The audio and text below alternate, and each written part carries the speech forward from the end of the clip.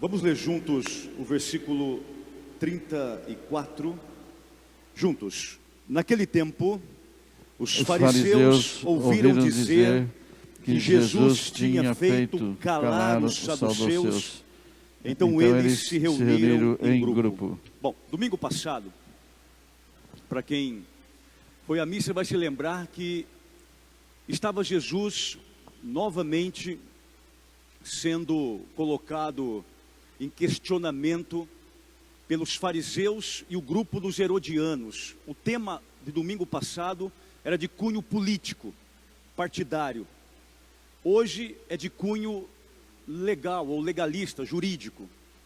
O fato é, domingo passado, a pergunta era capciosa, se aquela moeda, se aqueles impostos deveriam ou não ser pagos ao imperador, a Nero, ou melhor, a César. E aí naquele contexto, Jesus vai responder justamente que dê a Deus o que é Deus, o que é de Deus, e dê a César o que é de César.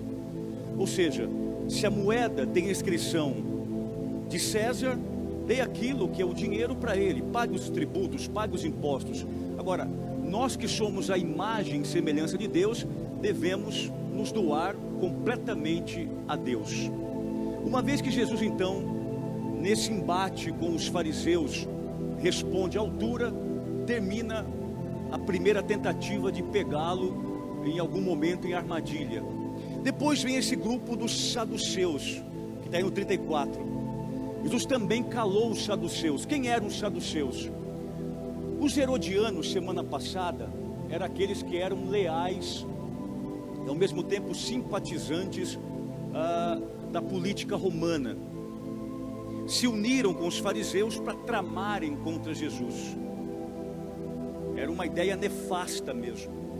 Dessa vez os saduceus eram um outro grupo daquela época, os aristocratas, pessoas cultas, ricas, influentes naquela sociedade, e que tinham uma divergência muito grande com esse grupo dos fariseus, porque eles na verdade não acreditavam na ressurreição dos mortos, e tinham a lei mosaica, interpretavam erroneamente, mas de qualquer forma era assim que acreditavam.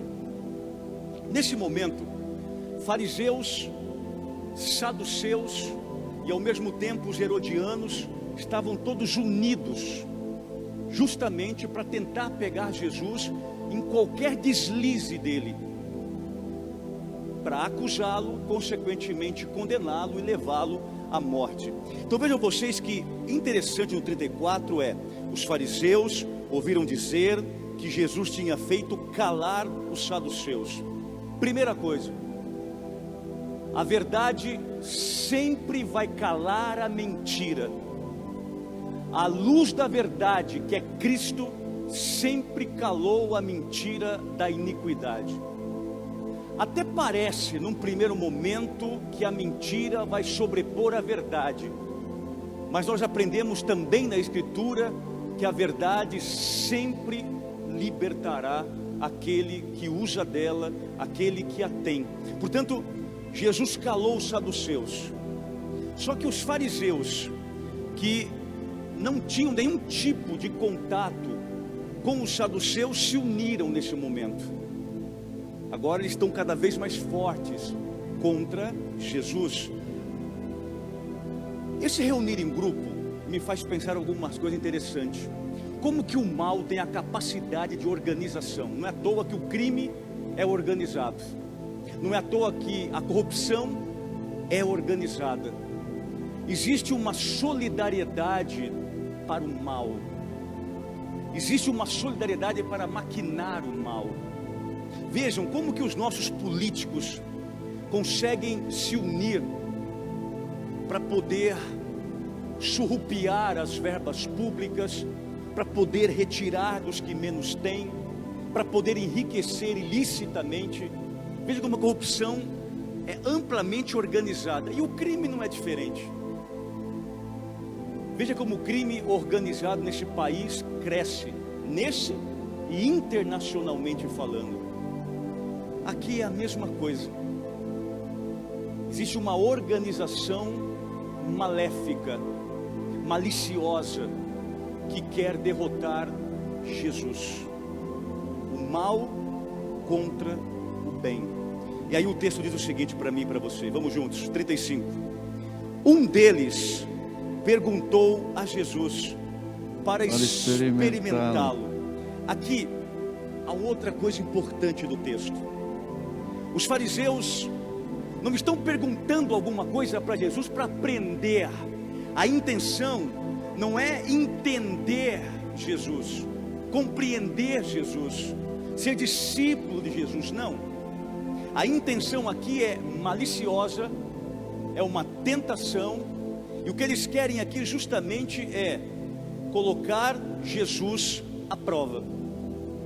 E aí o texto diz: mestre, 36, qual é o maior mandamento da lei? Mestre soa como falsa lisonja, até porque os fariseus não eram discípulos de Jesus.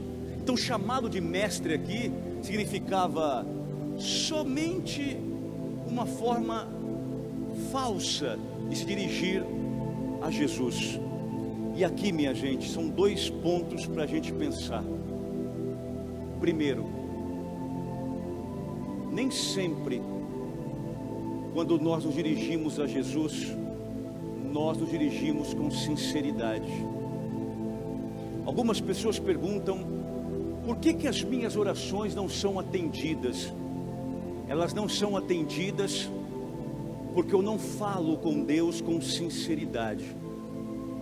As nossas máscaras, a nossa falsidade, ela não funciona com Deus.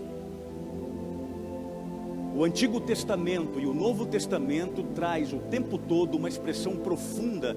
Começamos lá com o profeta Ezequiel, quando a palavra diz que Deus olha e conhece o nosso coração.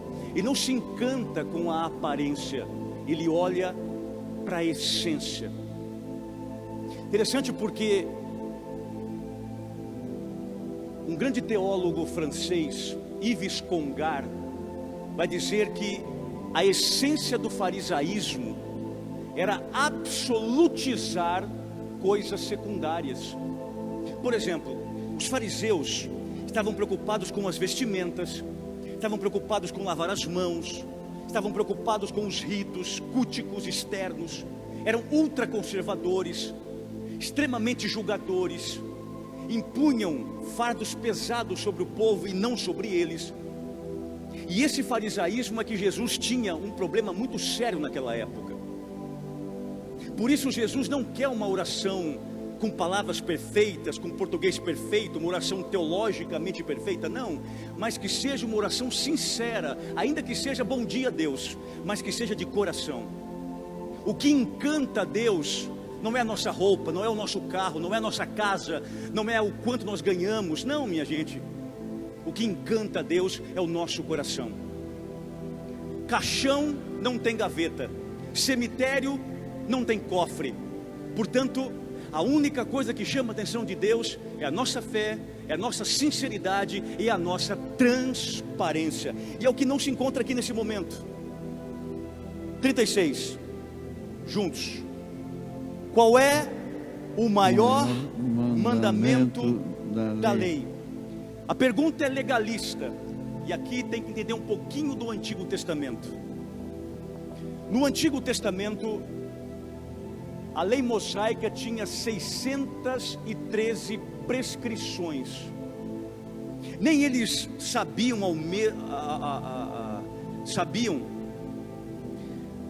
qual era o maior mandamento. Alguns fariseus julgavam que o maior mandamento da lei era guardar o sábado. Por isso que Jesus também teve muitos conflitos e confrontos com os fariseus, quando ele, por exemplo, curava no dia de sábado. Porque para ele sábado não podia sequer fazer nada. A pergunta é justamente para pegar Jesus, porque ele poderia aqui, exatamente no deslize, falar alguma coisa contra a lei, então teria-se argumentos suficientes para pegá-lo. Só que a resposta de Jesus é fantástica. Se a pergunta é inteligente, ela é inteligente, a resposta é perfeita. Por quê? porque ele responde com a lei do Deuteronômio, a primeira parte, mas a segunda é a revolução. Vamos juntos? Amarás o Senhor teu Deus de todo o teu coração, de toda a tua alma, de todo o teu entendimento. Bom, até aqui, Deuteronômio capítulo 6, todo mundo conhecia isso aqui, era o chamado Shema, o escuta Israel. Se parasse aqui, tudo certo, mas vejam que a pergunta é sobre lei, isto é, sobre uma norma, sobre uma regra. A pergunta sobre lei é justamente aqui para falar sobre uma obrigação. A resposta de Jesus é sobre o amor, isto é, sobre gratuidade, sobre servir. É diferente. Quando ele diz: amarás ao Senhor teu Deus de todo o teu coração, de toda a tua alma, de todo o teu entendimento, já podemos compreender aqui, de todo o teu coração. Ou seja, não divida o teu coração com outro Deus. Não se pode servir a dois senhores. O amor a Deus deve ser absoluto, supremo. Amar a Deus de todo o coração significa não deixe espaço para que nada possa preencher esse amor profundo que você sente por Ele. Vocês sabem que, infelizmente, de tempos em tempos, nós vivemos na idolatria. E que alguns acham que idolatria é essas imagens que nós católicos temos nos nossos templos ou nas nossas casas. Não tem nada a ver. Isso aí são imagens de pessoas que seguiram o único Deus. Só isso. Se nós não tivéssemos nenhuma dessas imagens nas nossas igrejas, seguiria normal. A idolatria é quando eu absolutizo algo ou alguém, ofuscando a Deus e o coloco à frente dele. Isso é idolatria. Por isso, amarás ao Senhor teu Deus de todo o teu coração, com toda a tua inteligência, significa: não adore mais ninguém. Não adore político, não adore padre, não adore bispo, não adore papa, não adore esposa, não adore esposo, não adore filhos, não adore carro, não adore dinheiro, não adore ninguém, nada e nem ninguém. Não adore coisas. O seu coração deve apenas adorar a Deus, que é a fonte do amor. Nós temos muita facilidade de esquecer que o outro é gente, que o outro é pessoa, que o outro é limitado, que o outro é frágil, que o outro é mortal, que o outro é criatura, e nós elevamos o outro a quase um Deus. As nossas frustrações humanas nós queremos depois canalizar no outro e transformá-lo num grande Deus. Aí quando o outro nos decepciona, a gente fala: nossa, não esperava isso de você. Lógico, você fez do outro um Deus. O outro não é Deus. O outro tem tantos limites quanto você, tantos problemas quanto você. Assim como você erra, o outro que você acha ser perfeito também erra. Só quem não erra é Deus. Por isso, não coloque nada e nem ninguém no lugar de Deus. Teu coração deve ser único e exclusivamente adorador dele. Outra coisa importante: parássemos aqui, tudo certo. O que vai gerar o problema maior agora de Jesus com fariseus, com herodianos, com saduceus, é o que vem agora, juntos.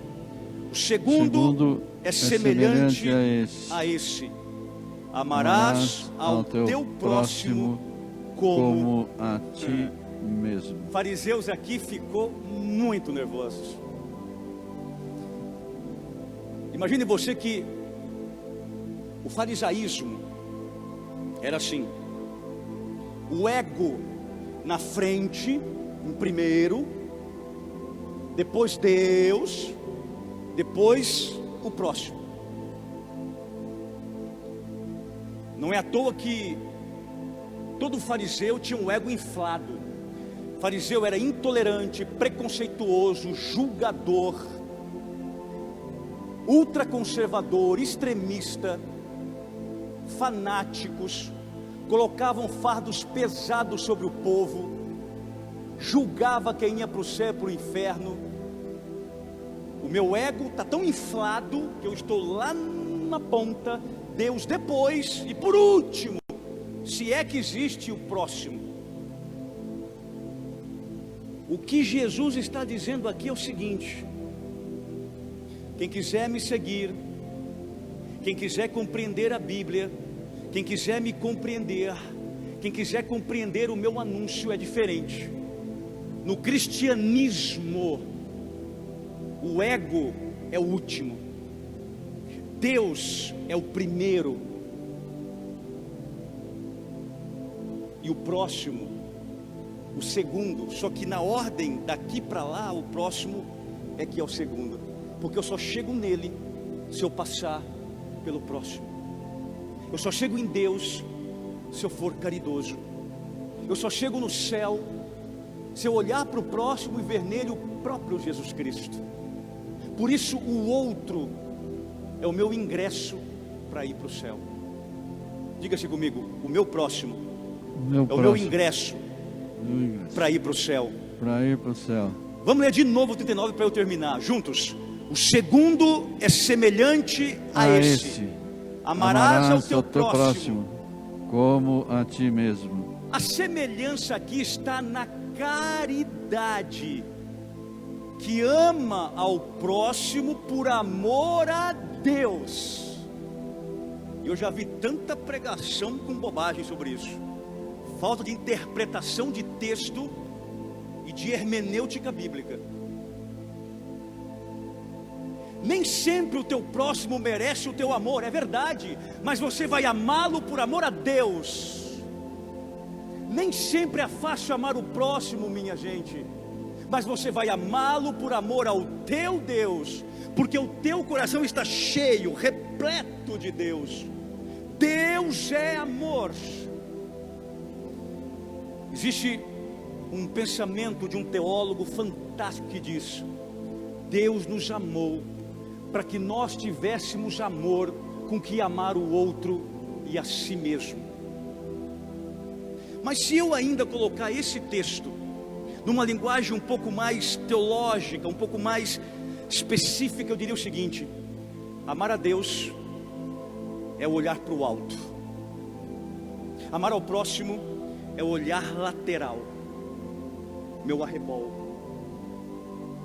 e amar a mim mesmo é o autoconhecimento, olhar para si mesmo. Santo Agostinho vai dizer: se não sabes amar-te a ti mesmo, jamais poderás amar o outro de verdade. Escute aqui: se você não se ama, você não ama o outro. Se você não se cuida, você não cuida do outro. Se você não se quer bem, não vai querer bem o outro. Não vai. Descubra o amor que está em si. Descubra a fonte do amor, que é Deus que reina em si, e assim amarás o teu próximo. Numa linguagem um pouco filosófica, nós diríamos: amor em mim, amor para mim e amor para o outro. O amor em mim é Deus, o amor para mim é esse amor que está então me enchendo de caridade, e o amor para o outro é aquilo que eu faço para o meu próximo. E aí, meus amados, nós olhamos e percebemos algumas coisas importantes. Amar ao teu próximo como a ti mesmo. Diga isso comigo de novo: amarás ao teu próximo como a ti mesmo. Quem é o próximo? Primeiro, aquele que é diferente de mim. Segundo, quem é o meu próximo? É aquele que eu sou, no mínimo, empático com o sofrimento dele. Quem é o meu próximo? É aquele que eu estendo a mão, independente da cor, da classe social, da religião, da opção sexual. Quem é o meu próximo? É aquele que, quando eu olho para ele, eu vejo a imagem e semelhança de Deus. Quem é o meu próximo? É aquele que, quando eu olho para ele, eu vejo o próprio Senhor Jesus. Quem é o meu próximo? É justamente aquele que precisa de amor. Interessante, porque o mandamento não é amar a si mesmo no próximo, mas o próximo como a si mesmo. Interessante, porque a gente muitas vezes quer se amar no outro, quer que o outro seja nossa imagem e semelhança, nossa cópia.